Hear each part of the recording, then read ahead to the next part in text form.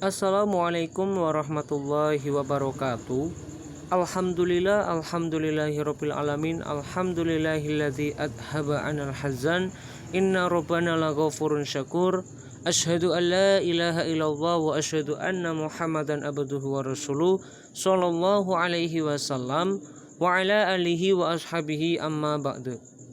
Kepada yang terhormat Ibu Khairul Ummatin MPD selaku dosen pengampu mata kuliah Ilmu Pengetahuan Sosial SDMI, dan juga kepada yang terhormat rekan-rekan teman-teman kelas 4C yang berbahagia. Kami dari kelompok 16 akan mempresentasikan tentang materi yang berjudulkan Persiapan Kemerdekaan Indonesia dan Perumusan Dasar Negara.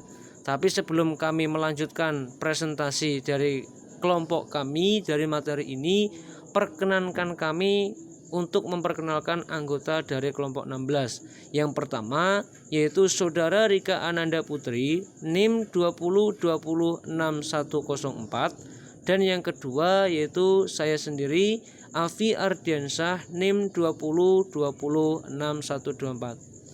Adapun studi objektifnya nanti kurang lebih ada 3 poin pembahasan. Yang pertama, poin pertama yaitu tentang sejarah persiapan kemerdekaan Indonesia. Yang kedua, perumusan dasar negara. Dan yang ketiga yaitu tokoh-tokoh persiapan kemerdekaan. Adapun materi-materi tersebut mari kita pelajari bersama, mari kita simak materi selanjutnya. Kepada teman yang bertugas dipersilahkan. Untuk materi yang pertama yaitu sejarah persiapan kemerdekaan Indonesia. Persiapan kemerdekaan Indonesia singkat dimulai ketika Jepang sedang berjuang untuk menghadapi Perang Dunia Kedua. Pada tanggal 1 Maret 1945, pemerintah Jepang melalui Jenderal Kumagichi Harada mengumumkan adanya rencana pembentukan Badan Penyelidik Usaha-Usaha Persiapan Kemerdekaan Indonesia atau yang sering disingkat BPUPKI, yang diartikan dalam bahasa Jepang yaitu Dokuritsu Junbi Kosakai. Sejarah pembentukan BPUPKI. BPUPKI dibentuk oleh pemerintah Jepang guna untuk menyelidiki hal-hal penting yang berhubungan dengan persiapan kemerdekaan bagi bangsa Indonesia. BPUPKI dibentuk pada tanggal 29 April 1945 yang diketuai oleh Dr. KRT Rajiman Widyodiningrat dengan beranggotakan 63 orang. BPUPKI telah melaksanakan sidang sebanyak 2 kali, yaitu sidang pertama dilaksanakan pada tanggal 29 Mei sampai dengan 1 Juni 1945 dengan tujuan untuk merumuskan dan membentuk rangka dasar dari Undang-Undang Dasar. Sedangkan sidang kedua dilaksanakan pada tanggal 10 Juli sampai dengan 17 Juli 1945 dengan tujuan untuk membahas bentuk negara, rancangan Undang-Undang Dasar, kewarganegaraan, wilayah negara, pembelaan negara, ekonomi dan keuangan, pendidikan, serta pengajaran. Selanjutnya yaitu sejarah pembentukan PPKI.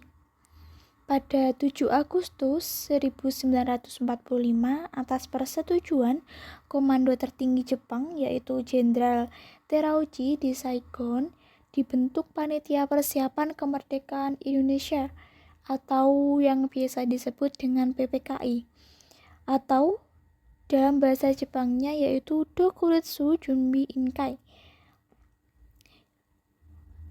Insinyur Soekarno diangkat sebagai ketua, sedangkan Muhammad Hatta bertindak sebagai wakil ketua, yang mana tugas utama dari PPKI adalah mempersiapkan segala sesuatu yang berkaitan dengan keperluan pergantian kekuasaan.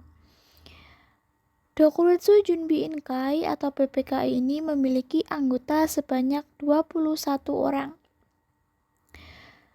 PPKI juga telah melaksanakan sidangnya sebanyak 2 kali, yaitu sidang pertama memberikan hasil, yaitu yang pertama mengesahkan Undang-Undang Dasar 1945.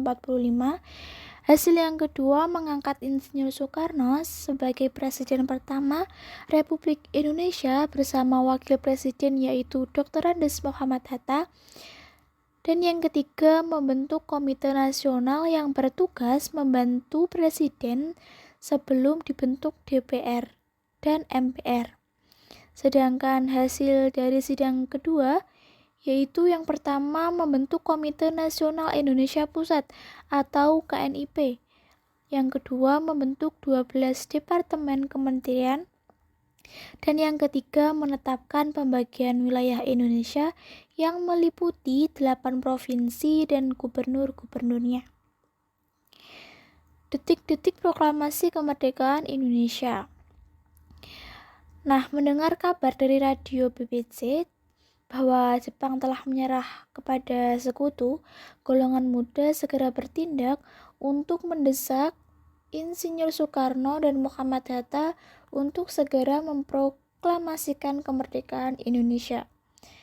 Nah, di kediaman Laksamana Maedala, rumusan teks proklamasi disusun. Kemudian pelaksanaan pembacaan teks proklamasi kemerdekaan dikumandangkan pada tanggal 17 Agustus 1945 di Jalan Pegangsaan Timur nomor 56 Jakarta. Baik, untuk materi akan saya lanjut. Untuk poin yang kedua yaitu tentang perumusan dasar negara. Dasar negara menjadi salah satu agenda pembicaraan sidang pertama di BPU PKI. Nah, selama sidang pertama BPU PKI yang berlangsung dari tanggal 28 Mei sampai dengan 1 Juni 1945, ada 3 tokoh yang menawarkan konsep dasar negara.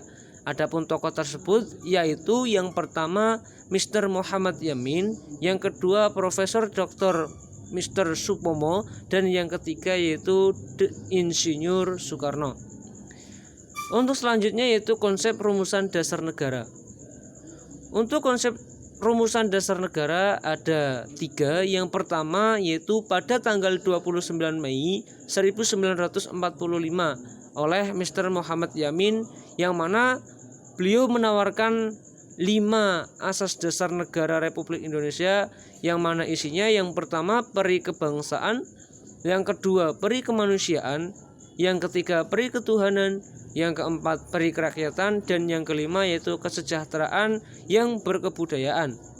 Kemudian yang kedua, 2 hari kemudian pada tanggal 31 Mei 1945, Profesor Dr. Mr. Muhammad Supomo, Profesor Dr. Mr. Supomo mengajukan dasar-dasar negara sebagai berikut. Yang pertama yaitu persatuan, yang kedua kekeluargaan, ketiga keseimbangan lahir dan batin, yang keempat musyawarah, dan yang kelima adalah keadilan rakyat.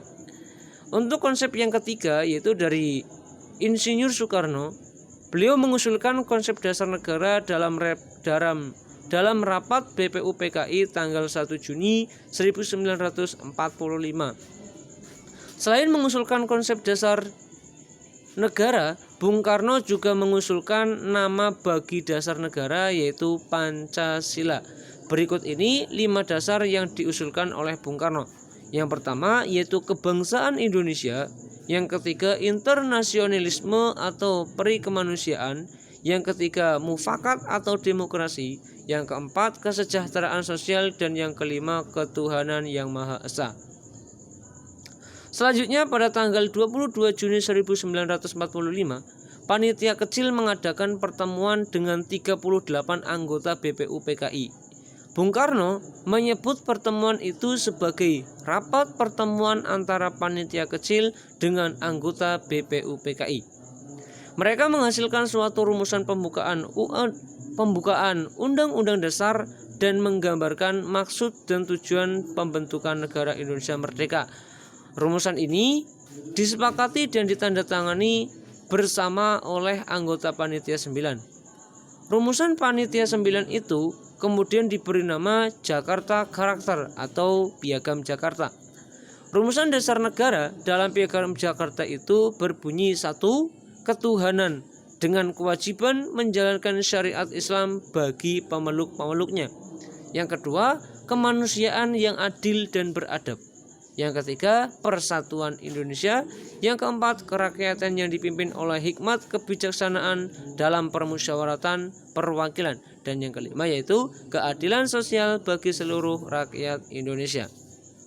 Untuk kemudian pembukaan serta batang tubuh rancangan UUD yang dihasilkan dan disahkan oleh PPKI pada tanggal 18 Agustus 1945. Namun sebelum disahkan, pembukaan UUD yang diambil dari Piagam Jakarta rumusan Panitia 9 mengalami perubahan. Pada tanggal 17 Agustus 1945 sore, seorang opsir Angkatan Laut Jepang menemui Dr. Andes Muhammad Hatta. Opsir itu menyampaikan keberatan dari tokoh-tokoh rakyat Indonesia bagian timur atas kata-kata ketuhanan dengan kewajiban menjalankan syariat Islam bagi pemeluk-pemeluknya dalam Piagam Jakarta. Sebelum rapat PPKI tanggal 18 Agustus 1945, Dr. Andes Muhammad Hatta dan Insinyur Soekarno meminta 4 tokoh Islam yakni Ki Bagus Hadikusumo, Wahid Hasyim, Mr. Kasman, Singodimedjo, dan Mr. Teuku Muhammad Hasan untuk membicarakan hal tersebut. Hal ini dilakukan untuk menghindari perdebatan panjang dalam rapat PPKI. Akhirnya mereka sepakat kata-kata yang menjadi ganjalan bagi masyarakat Indonesia Timur itu diubah menjadi ketuhanan yang Maha Esa. Dengan demikian, rumusan dasar negara yang resmi bukan rumusan-rumusan individual yang dikemukakan oleh Mr. Muhammad Yamin, Profesor Dr. Muhammad Supomo maupun Insinyur Soekarno. Dasar negara yang resmi juga bukan rumusan panitia kecil. Pancasila dasar negara yang resmi adalah rumusan yang disahkan PPKI pada tanggal 18 Agustus 1945. Rumusan itu berbunyi sebagai berikut. Yang pertama, ketuhanan yang Maha Esa. Yang kedua, kemanusiaan yang adil dan beradab. Dan yang ketiga, persatuan Indonesia. Yang keempat, kerakyatan yang dipimpin oleh hikmat kebijaksanaan dalam permusyawaratan perwakilan. Dan yang kelima yaitu keadilan sosial bagi seluruh rakyat Indonesia. Untuk selanjutnya yaitu poin ketiga, yaitu tentang tokoh-tokoh persiapan kemerdekaan. Berikut beberapa tokoh persiapan kemerdekaan. Yang pertama di sini kita telah melihat ada gambar yang pertama yaitu Bapak Insinyur Soekarno, Presiden pertama kali. Soekarno dilahirkan tanggal 6 Juni 1901.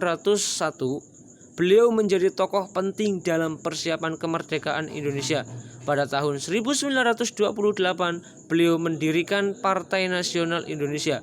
Beliau juga yang mengusulkan nama Pancasila bagi dasar negara Indonesia. Bersama dengan Bung Hatta sebagai wakil rakyat Indonesia, beliau memproklamasikan kemerdekaan Indonesia. Kemudian tokoh yang kedua, di situ ada Bapak Dr. KRT Rajiman Widyodiningrat. Beliau adalah seorang dokter dari tokoh pergerakan Beliau adalah seorang dokter dan tokoh pergerakan. Peran beliau sangat menonjol menjelang kemerdekaan Indonesia. Pada zaman pendudukan Jepang, beliau menjadi anggota Dewan Pertimbangan Daerah Madiun. Kemudian ditarik ke pusat menjadi anggota Dewan Pertimbangan Pusat. Setelah putra terbentuk, beliau duduk dalam majelis pertimbangan. Puncak perannya terjadi ketika beliau menjadi ketua BPU PKI menjelang kemerdekaan Indonesia. Untuk selanjutnya tokoh yang ketiga yaitu ada Bapak Profesor Dr. Mr. Supomo. Supomo dilahirkan di Sukoharjo, Solo. Beliau sangat berperan dalam perumusan Undang-Undang Dasar 1945. Sebagai seorang ahli hukum, beliau menjadi anggota tim perumus Undang-Undang Dasar. Beliau juga mengusulkan dasar-dasar negara pada rapat BPUPKI tanggal 31 Mei 1945. Setelah Indonesia merdeka, beliau menjadi Menteri Kehakiman. Sesudah pengakuan kedaulatan yaitu pada tahun 1949, beliau kembali menduduki jabatan tersebut. Untuk materi selanjutnya akan dilanjutkan oleh rekan saya. Waktu dan tempat saya persilakan. Monggo. Tokoh selanjutnya yaitu Muhammad Hatta. Muhammad Hatta lahir di Bukit Tinggi pada tanggal 12 Agustus 1902. Ketika menjadi mahasiswa di Belanda, beliau sudah aktif dalam gerakan mahasiswa nasionalis. Sepulang dari Belanda, beliau bergabung dengan BNI. Nah, menjelang kemerdekaan, beliau terpilih menjadi anggota BPUPKI. Perannya sangat besar. Beliau masuk dalam Panitia 9 yang menghasilkan Piagam Jakarta atau Jakarta Charter. Bersama dengan Bung Karno, beliau memproklamasikan kemerdekaan Indonesia. Muhammad Yamin. Muhammad Yamin adalah seorang ahli hukum, tokoh pergerakan kemerdekaan, penyair angkatan pujangga baru, dan penggali sejarah Indonesia. Menjelang kemerdekaan Indonesia, beliau terpilih menjadi anggota BPUPKI. Beliau juga salah seorang yang mengajukan usul dasar negara dalam rapat BPUPKI pada tanggal 29 Mei 1945. Beliau juga menjadi anggota panitia kecil yang merumuskan Piagam Jakarta. Ada Ahmad Soebardjo. Ahmad Soebardjo adalah pejuang kemerdekaan dari golongan tua. Semasa kuliah, beliau giat dalam Perhimpunan Indonesia. Menjelang proklamasi kemerdekaan, ia duduk dalam keanggotaan BPUPKI. Beliau juga termasuk dalam Panitia 9 yang menghasilkan Piagam Jakarta. Perannya yang sangat penting adalah menjadi penengah antara golongan muda dan Soekarno dalam peristiwa Rengas Dengklok. Nah, untuk selanjutnya yaitu menghormati usaha para tokoh dalam mempersiapkan kemerdekaan. Bentuk penghormatan kepada mereka dapat kita ungkapkan dengan mengenang jasa-jasa mereka. Kita juga bisa berziarah ke makam mereka dan berdoa untuk mereka. Untuk penghargaan yang tak kalah penting adalah mencontoh sikap-sikap positif yang mereka tunjukkan dan meneruskan perjuangan mereka. Sikap positif tokoh-tokoh bangsa yang patut kita contoh antara lain yaitu rela berjuang demi bangsa dan negara, berpendirian tetapi juga menghormati pendapat orang lain. Para tokoh bangsa terkenal memegang teguh pendapat dan memperjuangkan pendapatnya. Namun, ketika suatu kesepakatan bersama telah diambil, dengan lapang dada mereka menerima keputusan itu. Nah, dari semua yang telah kelompok kami sampaikan, dapat diambil kesimpulan bahwa kita harus menghargai